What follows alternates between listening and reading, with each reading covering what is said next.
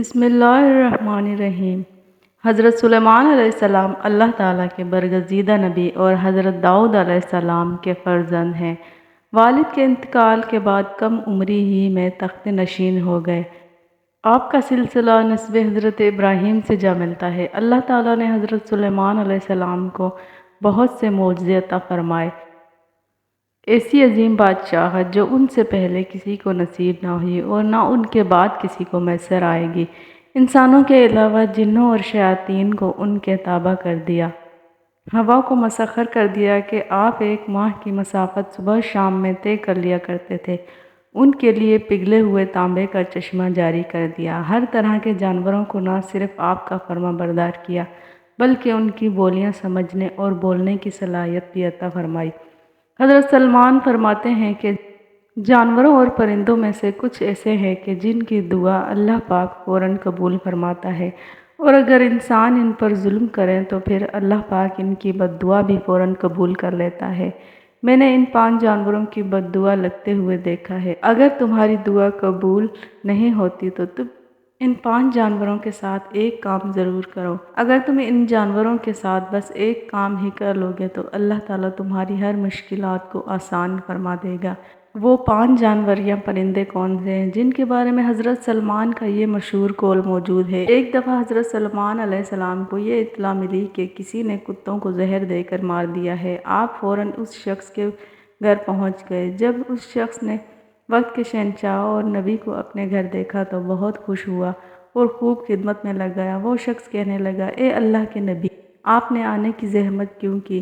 آپ مجھے حکم کر دیتے تو میں سر کے بل چل کر آپ کے پاس حاضر ہو جاتا۔ حضرت سلمان علیہ السلام نے اس بندے کو کہا کہ تم سارے گاؤں والوں کو اکٹھا کر لو، میں تم کو ایک بات بتانے والا ہوں۔ اگر تم میری بتائی ہوئی بات پر عمل کر لوگے تو تمہاری آنے والی نسل سنور جائے گی، اگر تم میری بتائی ہوئی باتوں پر عمل نہیں کرو گے تو تم اور تمہاری نسلیں برباد ہو جائیں گی۔ اس بندے نے تمام گاؤں والوں کو اکٹھا کیا۔ جب سب اکٹھے ہو گئے تو حضرت سلمان علیہ السلام نے فرمایا کہ 5 ایسے جانور ہیں جن کی دعا اور بد دعا فوراً قبول ہوتی ہے۔ حضرت سلمان نے فرمایا کہ کبوتر ایک ایسا پرندہ ہے جو اللہ تعالیٰ اور انبیاء کو پیار کرنے والا پرندہ ہے۔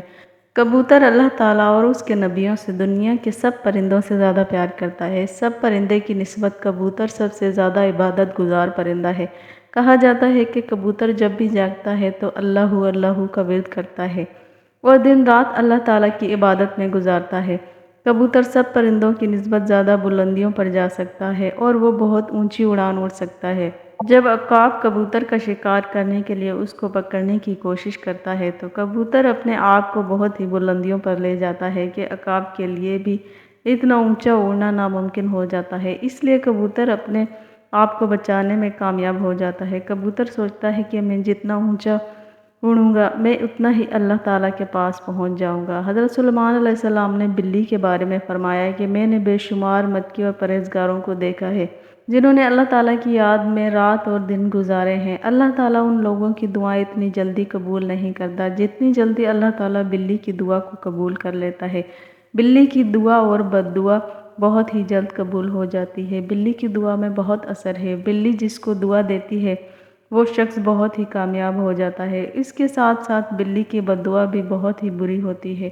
جس کو بلی بد دعا دے تو اس شخص کی دنیا اور آخرت برباد ہو جاتی ہے۔ حضور پاک صلی اللہ علیہ وسلم کی ایک مشہور معروف حدیث ہے کہ میں نے ایک ایسی عورت کو جہنم میں دردناک عذاب میں دیکھا ہے جس نے بلی کو اس حالت میں گھر میں قید کر کے باندھ دیا کہ وہ بھوکی پیاسی رہی، جس سے بلی تڑپ کر مر گئی۔ یعنی بلی کو اس طرح گھر میں رکھنا، اس کو کچھ کھانے پینے کو نہ دینا اور نہ ہی وہ خود کچھ کھا پی سکے تو ایسے شخص کا ٹھکانہ صرف جہنم ہی ہوگا۔ پھر حضرت سلمان نے فرمایا کہ چڑیا ایسا پرندہ ہے جن کو اللہ تعالیٰ نے بہت ہی پسند فرمایا ہے۔ حضرت سلمان اس کی 3 وجوہات بیان کرتے ہیں۔ جب چڑیا صبح سویرے اٹھتی ہے تو اللہ تعالیٰ کے نام کا ورد کرتی ہے۔ نمبر 2، چڑیا بہت ہی معصوم پرندہ ہے، ان میں ذرا بھی چالاکی نہیں پائی جاتی۔ نمبر 3، چڑیا اللہ تعالیٰ پر بہت ہی بھروسہ کرتی ہیں۔ چڑیوں کو جہاں بھی کھانے پینے کو ملے وہ کھا پی کر چلی جاتی ہیں اور دوسرے دن کے لیے کچھ جمع نہیں کرتی۔ چڑیا اللہ تعالیٰ پر بہت ہی زیادہ بھروسہ کرتی ہیں۔ ان کا یقین ہے کہ جو صبح زندگی دے گا وہ ہم کو کھانا بھی عطا کر دے گا۔ اللہ تعالیٰ ہم کو زندگی عطا کرتا ہے تو ہم کو صبح کے لیے دانہ بھی دے دے گا۔ اللہ تعالیٰ ہمارے لیے کافی ہے، ہم کو کچھ جمع کرنے کی ضرورت نہیں ہے۔ حضرت سلمان علیہ السلام فرماتے ہیں کہ لوگوں کا کہنا ہے کہ کتا ایک ناپاک جانور ہے، اس کی وجہ سے لوگ کتے کو مارتے ہیں۔ لوگوں کے خیال میں کتوں کو مارنے سے گناہ نہیں ملتا۔ تاریخ میں بہت سے ایسے واقعات گزرے ہیں جنہوں نے کتے کو دکھ دیا ہے، تو کتے کی بد دعا سے ان کو اللہ تعالیٰ نے تباہ و برباد کر دیا ہے۔ اللہ تعالیٰ نے کتے کو مارنے والوں کو جہنم میں ڈال دیا۔ جن لوگوں نے کتے سے پیار کیا تو اللہ تعالیٰ نے گناہگار لوگوں کو بھی بخش دیا۔ کتے سے پیار کرنے کی وجہ سے ان کو جنت میں داخل کر دیا۔ قرآن پاک میں بھی کتوں کا ذکر آیا ہے۔ اصحاب کہف کا کتا تو جنت میں بھی داخل کیا جائے گا۔ کتے کا تھوک ناپاک ہے۔ کتے کو ہاتھ لگانے سے بندے کا وضو نہیں ٹوٹتا، مگر کتے کو گھر میں رکھنا حرام ہے، کیونکہ کتے فرشتوں کو دیکھ کر بھونکتے ہیں۔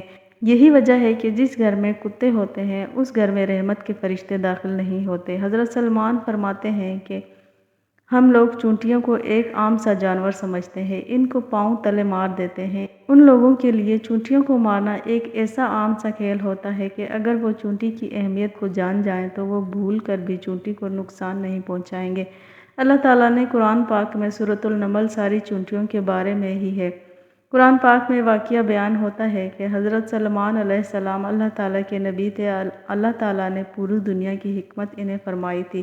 حضرت سلمان علیہ السلام کا گزر ایک ایسے علاقے سے ہوا جہاں چونٹیوں کی بستیاں تھیں۔ ایک چونٹی حضرت سلمان علیہ السلام کے لشکر کو اپنی طرف آتے ہوئے دیکھتی ہے تو وہ دوسری چونٹیوں کو بلند آواز سے پکارتی ہے کہ حضرت سلمان علیہ السلام کا لشکر آ رہا ہے، حضرت سلمان کے لشکر سے ہٹ جاؤ، اب کہیں ایسا نہ ہو کہ تم لشکر کے نیچے آ کر کچلی جاؤ۔ حضرت سلمان علیہ السلام اس چونٹی کی بات دور سے ہی سن کر مسکراتے ہیں۔ قرآن پاک ہم کو چونٹیوں کے بارے میں بتاتا ہے کہ چونٹیاں بھی انسان کی طرح زندگی بسر کرتی ہیں۔